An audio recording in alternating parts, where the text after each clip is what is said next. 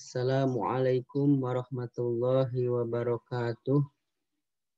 Bismillah, alhamdulillah, wassalatu wassalamu ala rasulillah, amma ba'd. Anak-anakku sekalian, saya akan ceritakan kisah para pejuang Islam,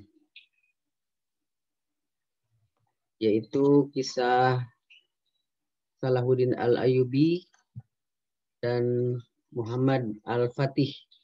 Ini bisa kalian lihat dalam buku tarikh halaman 40. Bukunya silahkan dibuka. Halaman 40, Salahuddin Al-Ayyubi dan Muhammad Al-Fatih ada di halaman 55 ya. Buku tarikh kelas 6.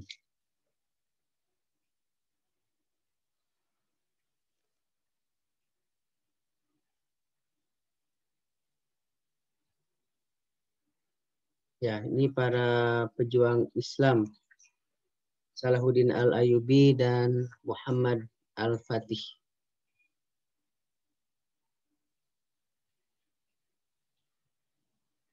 Sebelumnya, mari kita berdoa terlebih dahulu.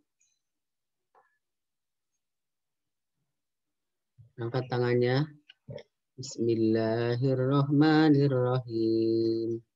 Allahumma inni as'aluka ilman nafi'a wa rizqan thayyiba wa amalan mutaqabbala.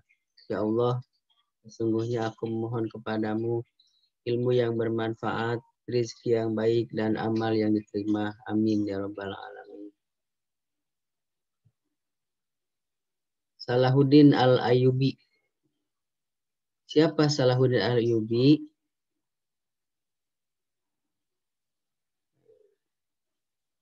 Nasab dan kelahiran Salahuddin Al-Ayyubi.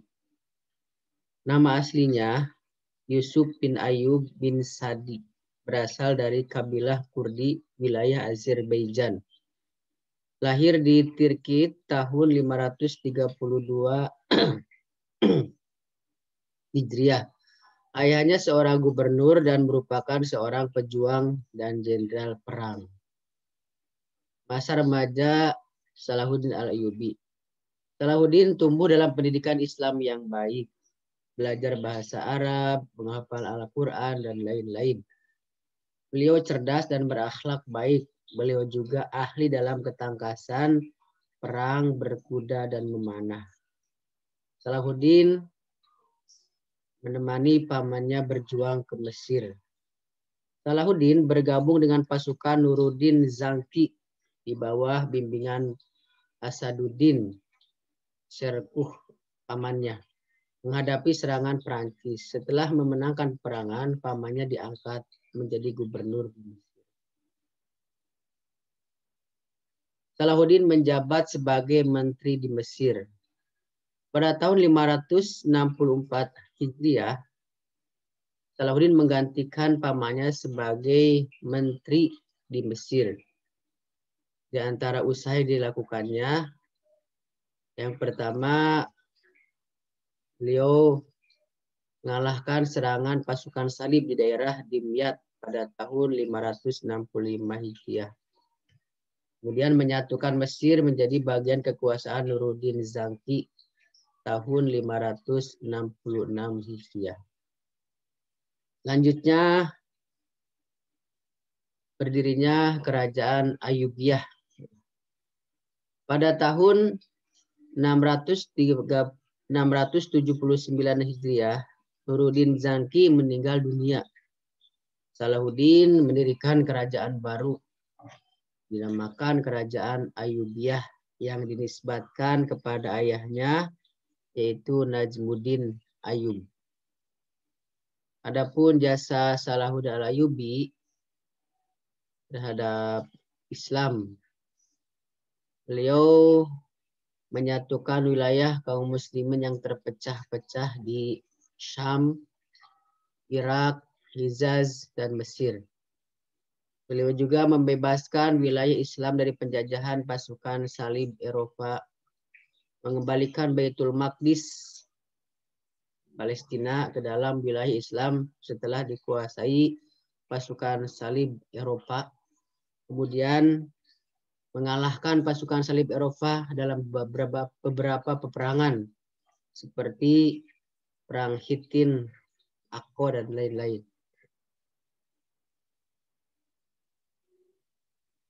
Selanjutnya Salahuddin Al-Ayyubi wafat. Salahuddin wafat tahun 589 Hijriah dalam perjalanan menuju Damaskus. Beliau membebaskan kaum muslimin dari penjajahan pasukan salib Eropa, menyatukan wilayah kaum muslimin dari Mesir, Hijaz, Yaman, Syam, dan Irak dalam satu pemerintahan. Salahuddin Al-Ayyubi dan pembebasan Baitul Maqdis. Setelah mengalahkan pasukan salib di Hittin, terbukalah jalan untuk membebaskan Palestina dari penjajahan pasukan salib.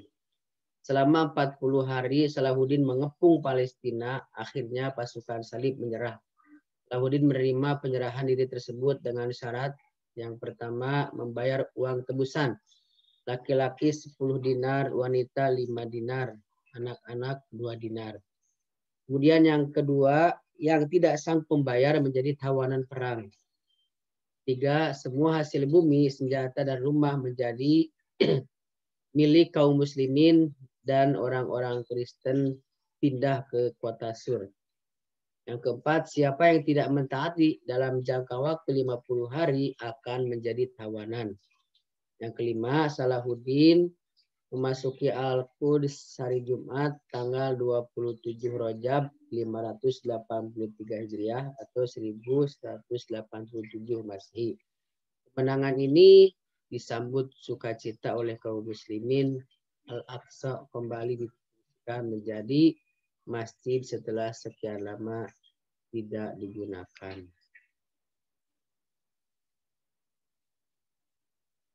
Selanjutnya tentang Muhammad Al-Fatih. Dari halaman 55, silahkan dibuka buku tarikhnya. Muhammad Al-Fatih, siapa Muhammad Al-Fatih itu? Nasab dan kelahiran. Nama aslinya Muhammad bin Murad II, lahir tahun 633 Hijriah atau 1429 Masehi di Edirne. Al-Fatih adalah gelar yang diberikan saat menaklukkan Konstantinopel. Beliau Sultan ke-7 dalam pemerintahan Bani Utsmaniyah. Adapun pendidikan beliau, Al-Fatih dididik oleh 2 orang guru besar, Ahmad Al-Qurani dan Aksamsuddin. Berbagai macam ilmu pengetahuan pelajari beliau, ya, seperti bahasa, sejarah, dan lain-lain. Gurunya selalu memotivasi dengan hadis, Labtub tahannal Kustantiniyat walani malamiru amiruha walina lamal jaisu dalikal jais. Engkau pasti akan menaklukkan Konstantinopel. Raja terbaik adalah raja itu dan pasukan terbaik adalah pasukan itu. Dengan hadis tersebut beliau termotivasi, ya, termotivasi untuk menaklukkan Konstantinopel. Selanjutnya Muhammad Al-Fatih menjadi sultan. Sultan Murad ingin fokus beribadah. Ia meminta Muhammad Al-Fatih menggantikannya sebagai sultan pertama kali pada usia 13 tahun. Karena pasukan Eropa berkumpul untuk menyerang, maka Sultan Murad diminta kembali memimpin oleh para pembesar kerajaan. Setelah Sultan Murad wafat, barulah Al-Fatih resmi menggantikan Sultan Murad, yaitu di usia 20 tahun. Ya, sejak usia 20 tahun inilah beliau resmi menjadi sultan, ya. Kalau usia 13 tahun tadi mungkin pertama kali, sementara karena Sultan Murad ingin fokus beribadah. Selanjutnya, langkah menuju Konstantinopel. Pada musim semi tahun 857 Hijriah atau 1453 Masehi, Sultan Muhammad Al-Fatih berangkat menuju Konstantinopel. dengan armada laut. Setelah melewati rantai besi yang tebal, kemudian mengepung benteng Konstantinopel. Selanjutnya memasuki Konstantinopel. Setelah pengepungan selama 50 hari, yaitu sejak 6 April 1453 Masehi, pasukan Utsmaniyah bisa menembus dan menguasai Konstantinopel. Jadi sejak saat itulah Konstantinopel bisa ditaklukkan di bawah kepemimpinan Muhammad Al-Fatih. Selanjutnya penaklukan yang lain di bawah pimpinan Muhammad Al-Fatih. Beliau mampu menaklukkan wilayah Serbia tahun 1459 Masehi. Selanjutnya wilayah Morea, Swedia tahun 1460 Masehi. Wilayah Valencia tahun 1462 Masehi. Wilayah Albania tahun 1463 sampai 1479 Masehi. Adapun bidang pendidikan yang beliau garap, yaitu beliau mendirikan berbagai madrasah atau sekolah sesuai jenjang sampai perguruan tinggi di kota Istanbul yang dirubah namanya menjadi Islambul. Kemudian selanjutnya Muhammad Al-Fatih wafat ya pada tahun 886 Hijriah atau 1481 Masehi pada usia 51 tahun. Setelah melakukan perjuangan besar, ia jatuh sakit kemudian meninggal dunia. Nah, ini priorisasi masa pemerintahan dan peperangan yang dilakukan Al-Fatih.